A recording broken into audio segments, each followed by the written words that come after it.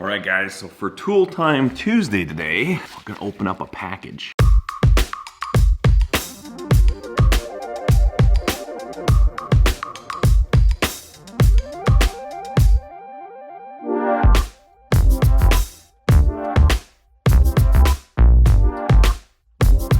This week, I got a package in the mail, and it was sent to me from El Paso, Texas.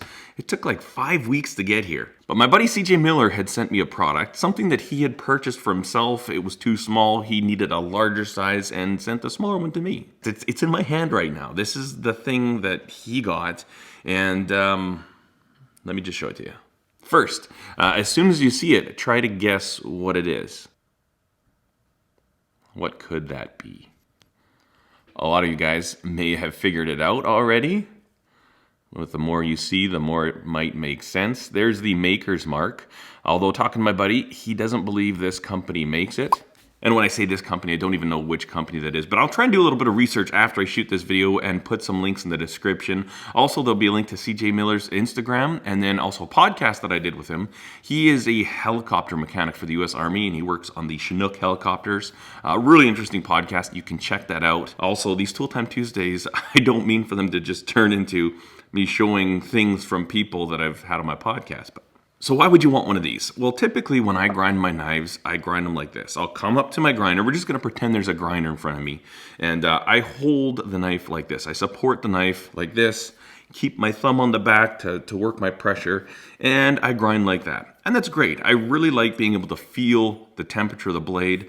But no matter what, when I'm freehand grinding knives, especially something like this with a, it's got quite the distal taper in it. You start thick there and we taper out real thin towards the tip. Your fingers are really close to the belt, and I haven't figured out a way that I can actually grind knives without grinding this part of my finger away and this part of my finger away. Luckily, knife makers' fingers are like lizard tails, and as long as there's not too much chopped off, they grow back the next day.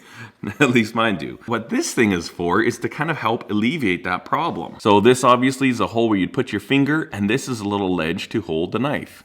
Finger in there, knife right there. Cool. I'm not actually going to have a chance to try this out, but I really wanted to get this video up and share this with you. Think about this, guys. This wouldn't be overly complicated to make. You definitely don't need something this wide. Probably a good idea to thin it out towards this side. And this one here barely fits me. He had ordered this for himself, but this was too small for his fingers, so he ordered a larger one. But I'm pretty sure I can just chew out this hole a little bit. I think I've got enough room to go there, so I'm gonna give that a try. And look at this. This is really cool. Sit there at the grinder. You can kind of move it around, whichever's comfortable. Obviously, I'm not gonna be working exactly like this. Whereas comfort for me could be like this. Well, I can make that work real easy. And I think one key feature about this is this ledge steps inward. So it's always gonna kind of pull it in this way. Now, kind of in looking at this, you see that this blade is actually a little bit thinner than this thickness. I don't know if that's really an issue. I mean, when you lay your angle on there, eventually, you got your flat part here. But even if you were to grind this little tiny bit of this away, I think it would still function quite well, even with bigger blades. Actually, you know what? Let's give this a really quick try. I'm just gonna try a couple passes on here just to see what it feels like. So this won't be the most amazing test. Again, I don't have any freehand grinding to do for several days at least, but we're just gonna see what this is like.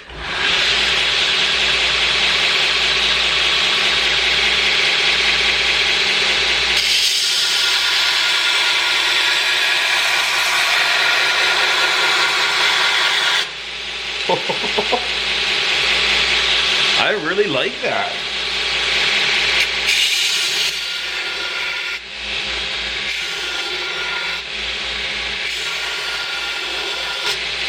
Holy smokes! I honestly can't believe how much I like that.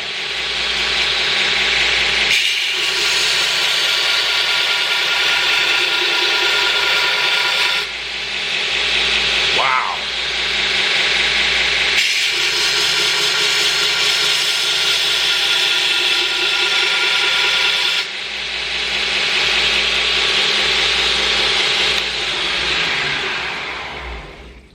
That is insane.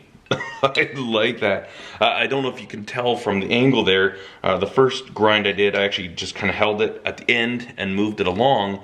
And then after that, I actually tried kind of planting, keeping this hand fixed and just pulling the blade across the belt with my other hand, and it worked incredibly well. Like, I thought that might be kind of awkward. Obviously, you know, as long as you keep everything from catching and grinding and binding, maybe knocking off some corners right there is a smart thing to do, but that is something else. I like it.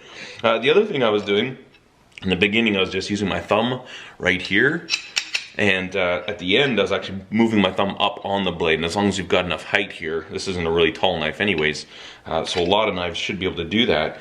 It's kind of nice, you could actually kind of feel where the heat was, and you know, that's a big thing I like when I'm grinding knives, because like a knife like this, I'll typically grind post-heat treat, and I always want to make sure I can feel the temperature so that I don't ever, you know, have a chance of coming up over my tempering temperature, which is about 400 degrees Fahrenheit.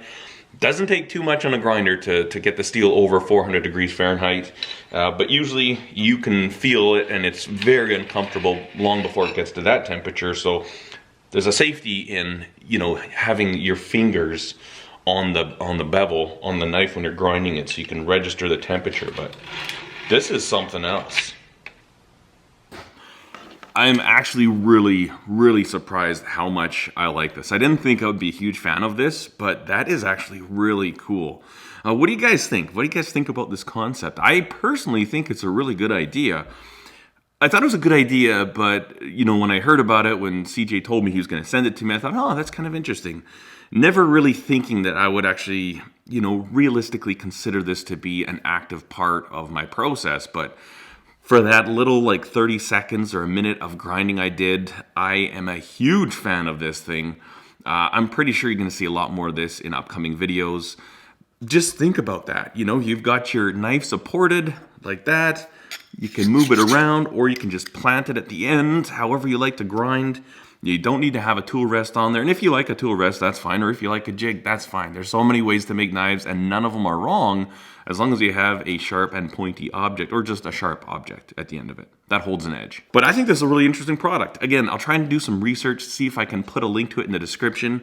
But again, this thing would not be that difficult to make, even with some simple tools, right? I mean, you can kind of get a block of, you could do this from like 3/8 plate. It doesn't have to be this fat. And not a lot of rocket science going on here. I guess that's the one thing to think of if you are doing it out of steel. I don't know if you'd have a chance of scratching a blade if you're dragging it across like I was there, especially if you have one of these bevels finished.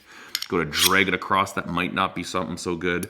Having said that, maybe you could use brass, which would make it really easy to machine and cut with hand tools.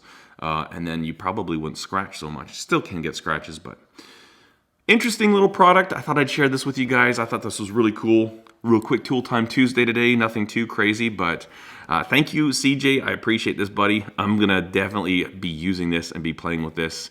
And for all you guys out there, just something more interesting, little doodad for knife making. Thanks for watching, guys. We'll see you in the next one. Cheers. Pretty cool.